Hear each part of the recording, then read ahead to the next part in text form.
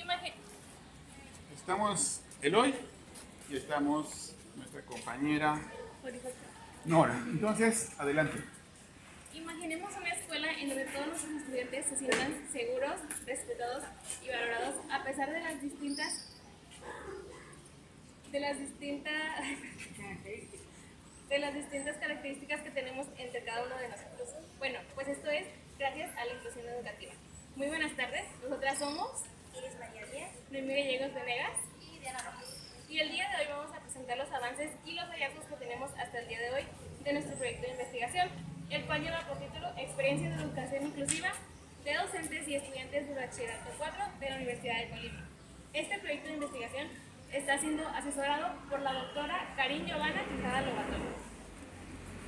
Para comenzar, la educación inclusiva es un enfoque pedagógico y social.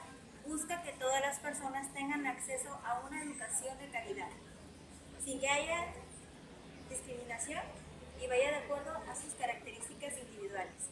Esto implica adaptar la enseñanza para satisfacer sus necesidades de cada estudiante. Ahora bien, en nuestro país, la educación inclusiva se encuentra regulada por las políticas. Para comenzar, con el artículo 3 de nuestra Constitución Política y la Ley General de Educación 2019. Pasando a otro punto, el objetivo general de nuestro proyecto de investigación es analizar las experiencias de educación inclusiva de docentes y alumnados del primero A y primero G del Bachillerato 4 de la Universidad de Colima. Nuestra pregunta general de investigación es: ¿cuáles son las experiencias que presentan las y los docentes y alumnado del primero A y primero G del Bachillerato 4 de la Universidad de Colima? Y como lo he venido mencionando, el contexto donde se desarrolla nuestra investigación es en el Bachillerato 4, el cual está conformado por 980 estudiantes, 35 docentes y personal administrativo. Asimismo, cuenta con la infraestructura necesaria para atender a todo el alumnado.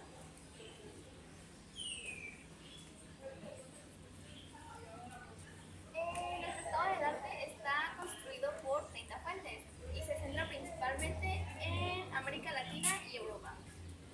Los teóricos más citados son Lev Vygotsky, Mel Armstrong, Thomas y la UNESCO. Nuestra investigación se basa en la metodología cualitativa y mixta, como lo es la investigación, acción, documental y ABB. Aunque existe información basada en diversos sujetos de investigación, nuestra investigación se centra principalmente en la formación docente y los estudiantes de educación primaria. Y bien, el país requiere de mayor investigación empírica para profundizar en las necesidades y las prácticas inclusivas. Pasamos al aspecto conceptual. Nosotros retomamos la teoría sociocultural. La teoría sociocultural es fundamental en educación inclusiva porque destaca la importancia del entorno social y cultural para el desarrollo cognitivo del individuo. Por otro lado, tenemos la teoría de las inteligencias múltiples. Si bien se define a que la inteligencia no es una unidad unitaria y única, sino que existe diversidad y se manifiesta por diversas habilidades y talentos de estudiantes, por lo cual se desarrollan estrategias personalizadas para satisfacer las necesidades de cada individuo. Nuestra metodología tiene un enfoque mixto. Las fuentes de información son de campus y fueron utilizados documentos como el POA y los informes de labores para recabar información. El lugar de investigar es in situ, o sea que es el lugar donde ocurre el fenómeno y las variables son no experimentales. Esto quiere decir que únicamente se va a observar y no se va a hacer manipulación alguna. El alcance de nuestra investigación es no exploratorio. Esto se refiere a que se va a observar cuando el fenómeno haya sucedido. Como instrumentos tenemos la guía de observación, el diario de campo y los cuestionarios para recabar información. Por último, nuestra muestra se divide en dos grupos. El primero es de estudiantes y el segundo es de docentes. Estos rondan, como ya había mencionado, en grupos de primero A y primero G, teniendo un total de 63 participantes que van a nutrir nuestra investigación. Y finalmente tenemos las referencias que utilizamos para la elaboración de nuestro cartel, y por nuestra parte es todo. Muchas gracias.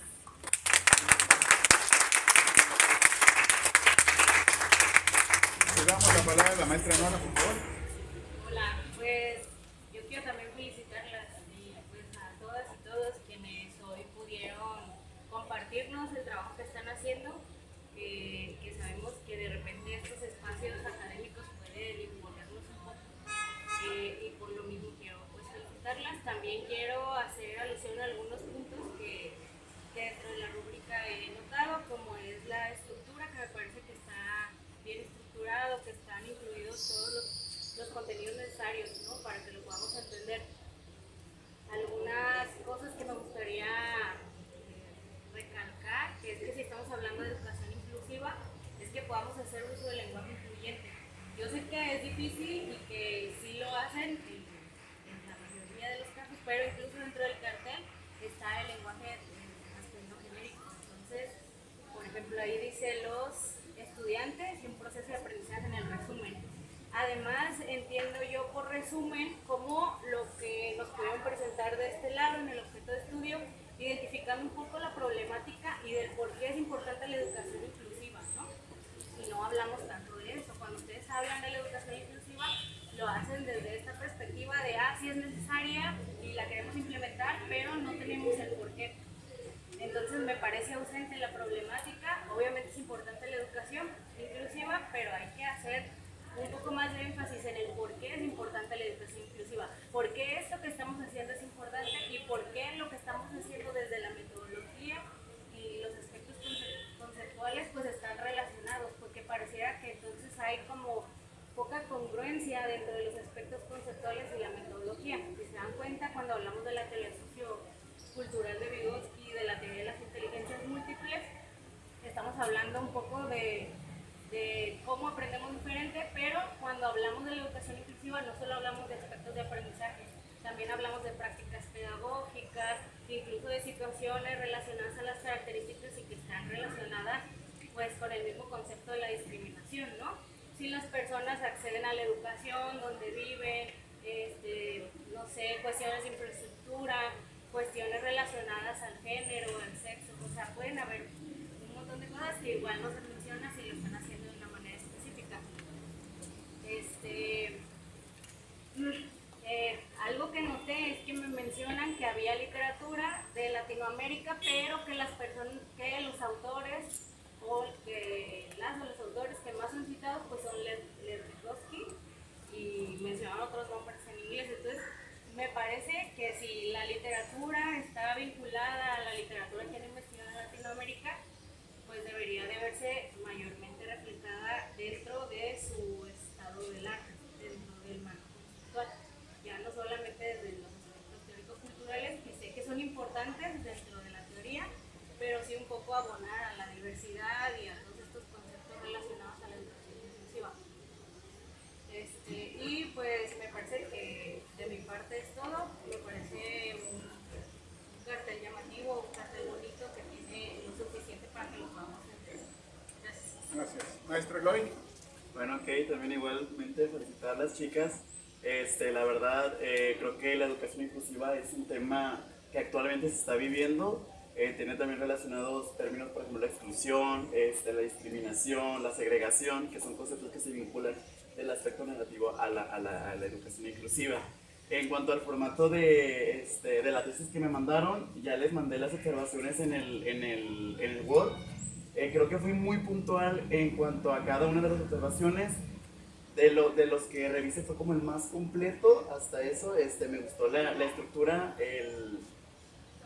el índice, las referencias estaban muy bien como estructuradas. Nada más en el enfoque, perdón, en el diseño metodológico, en el texto mencionan los tres tipos de enfoques de investigación. Mencionan el cuantitativo y el mixto. Entonces, ya ahorita en la exposición que ustedes nos mostraron, mencionan que es mixto. Entonces, en el texto mencionan características del cualitativo y después del mixto. Entonces, como que ahí causa cierta confusión de cuál es el enfoque de investigación que va a guiar su proyecto, su estudio. Otra cosa, también en el diseño metodológico, las consideraciones éticas yo no las vi presentes en el documento. Creo que es muy importante saber cuáles son aquellas normas éticas que van a guiar su proyecto y para salvaguardar la identidad y la integridad de las personas que van a participar en su estudio. Y también en el estado del arte había 3 citas narrativas que no estaban dentro de las referencias bibliográficas, entonces creo que es importante incorporarlas conforme van escribiendo su documento, van citando de manera textual o narrativa, también ir incluyendo los datos bibliográficos en referencias para que sea tenga un poco más de sustento teórico. Y nada más para terminar, en el marco teórico, me llama mucho la atención que hablan sobre necesidades educativas especiales. Comentarles que ese término no es, actualmente ya no es muy escuchado. Ahorita estamos con lo que son, les sugeriría utilizar las siglas BAP, Barreras para el Aprendizaje y la Participación. Retomando un poco lo que decía Nora, que no únicamente son cuestiones de aprendizaje, sino también de participación. Son otras cuestiones, por ejemplo, barreras pedagógicas, a lo mejor institucionales, de infraestructura. Entonces, a lo mejor no limitarse en cuanto al aprendizaje del estudiantado, sino también es un poquito más variado. Creo que sería un poquito, se nutriría más su estudio. Y pues por mi parte estoy, felicitar a las chicas y me gustó mucho el estudio. Con esto damos por terminado.